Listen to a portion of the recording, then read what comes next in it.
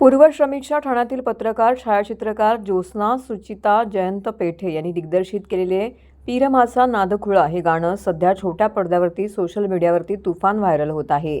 विशेष म्हणजे या गाण्याची संकल्पना, पटकथा आणि निर्मिती अशी चौफेर जबाबदारी ज्योत्स्ना पेठे यांनी पेलत एक दर्जेदार कलाकृतीची निर्मिती केली असल्याने सर्वत्र त्यांचं कौतुक होत आहे। कोणताही मोठा वारसा पाठीशी नसताना केवळ जिद्द आणि कल्पकतेच्या जोरावरती ठाण्याच्या रहिवासी असलेल्या ज्योत्स्ना पेठे यांनी मॅजेस्टिक फिल्म प्रोडक्शन बॅनरखाली पीरमाचा नादखुळा या गाण्याच्या माध्यमातून मराठी संगीत क्षेत्रामध्ये आपली मोहर उमटवली आहे। गाण्याचे चित्रीकरण करतानाही ज्योत्स्ना पेठे यांनी आपल्या आजोळची म्हणजे शहापूर तालुक्यातील अघई या आपल्या दुर्लक्षित आदिवासी गावाची निवड केली आहे। तानसा तलाव परिसराची निसर्ग सुंदरता या गाण्यामध्ये प्रेक्षकांना पाहता येत आहे। गावची शांतता, माणसाची साधी जीवनशैली आणि निसर्ग यामुळेच गाण्याला कृत्रिम सेट्सपेक्षा खरी माती आणि खरी भावना मिळालेली आहे। ज्योत्स्ना पेठे यांनी कलाकारांची निवड करताना सुद्धा ठाणे हाच केंद्रबिंदू ठेवला आहे। गाण्यातील नायक आयुष संजीव हा सुद्धा ठाणेकर आहे। आयुषचा साधेपणा आणि सहज अभिनय शैली या गाण्यामध्ये अगदीच चपखल ठरली असून प्रेक्षक त्याच्या अभिनयाला दाद देत आहेत। तर नायिका म्हणून अनुश्री माने हिने काम केलं आहे। दोन्ही कलाकारांनी सध्या सुरू असलेल्या बिग बॉस 6 मध्ये मराठीमध्ये स्पर्धक म्हणून आपली ओळख निर्माण केलेली आहे। कोणत्याही मार्केटिंगचा फंडा न वापरता हे गाणं आज प्रेक्षकांच्या मुखात बसलं आहे।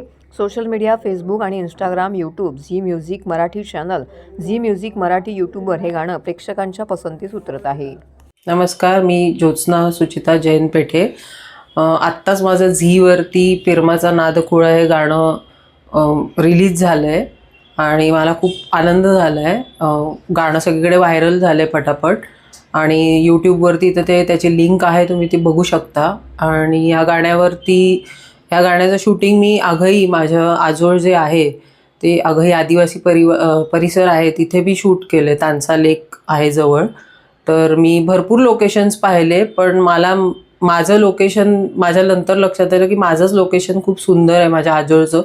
तर आपण तोच आदिवासी भाग पूर्ण कव्हर करावा गाण्यामध्ये। आणि या गाण्याचे जे सिंगर आहेत, इंडियन आयडलमधली सायली कांबळे, तिने खूप सुंदर गाणं गायलं आहे। आणि हर्षवर्धन वावरे तर मराठी फिल्म इंडस्ट्रीमधले नावाजलेलेच आहेत गीतकार, तर त्यांनी ते गाणं गायलं मेल व्हॉइसमध्ये।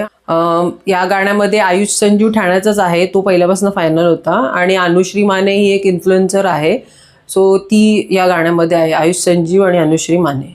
अडचणी तर खूप आल्या ॲक्च्युली शूटिंग करताना, गाण्याचं शूटिंग करताना अडचणी आल्या, पण त्या अडचणींवर केली मात मी। आणि शूटिंग 2 दिवसात केलं, ते पण करावं लागलं कारण की सगळ्याच मुंबईवरनं लोक मी मागवली होती आणि पूर्ण फिल्मचा कॅमेरा होता।